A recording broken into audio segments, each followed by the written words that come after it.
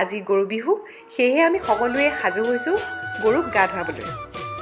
এয়া আমাৰ টুকটুকে গৰুজনীক মাহ হালধিৰে নুৱাইছে আৰু বাবুৱে গা ধুৱাই দিছে। সেইফালে দেখিছেনে, সেইজনী আমাৰ গৰু পোৱালীজনী। আনফালে মায়ে 100 এবিধ শাক বুটলাত ব্যস্ত। গা ধুই আহিয়ে মায়ে চিধাই আমাৰ কেঁচা পাকঘৰটো মুচি ল'লে আৰু তাৰপিছত আমি সকলোৱে মিলি চাহ জলপান খাই ল'লোঁ। ইহঁত দুটাই এইফালে কি কৰিছে দেখিছেনে? ইহঁতি কণী যুঁজ খেল আৰম্ভ কৰিছে আৰু আমাৰ বাবুৱে ঘৰৰ সকলোকে মাতি মাতি আনি খেলিছে। টুকটুকৰ লগৰ ল'ৰা কেইটামানো পালেহি হাতত কেইটামান কণী লৈ। আৰু এইফালে দেখিছেনে, এয়া হৈছে ইহঁতি কণী যুঁজত জিকা কণীকেইটা। এইখন হৈছে আমাৰ পঁইতা ভাতৰ কাঁহীখন। আৰু সকলোৱে এতিয়া দুপৰীয়া আহাৰ গ্ৰহণ কৰিলোঁ। তাৰপিছত নিজৰ নিজৰ কামত ব্যস্ত হৈ গ'লোঁ। সন্ধিয়া লগা জাক দিয়াৰ পাছত এই পানীখিনি আমাৰ ঘৰত ছটিয়াই দিয়া হ'ল।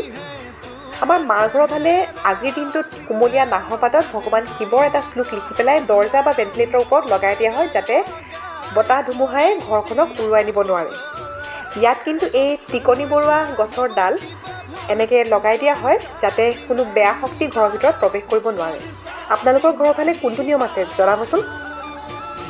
আমাৰ বৌয়ে আজি জুইতে মাংস বনাইছে। জুইত বনোৱা খাদ্যৰ সোৱাদটো সুকীয়া, নহয়নে বাৰু? ভাত পানী খাই বৈ এয়া বৌ আৰু মই হাতত জেতুকা লগাইছোঁ। আপোনালোকে লগালেনে?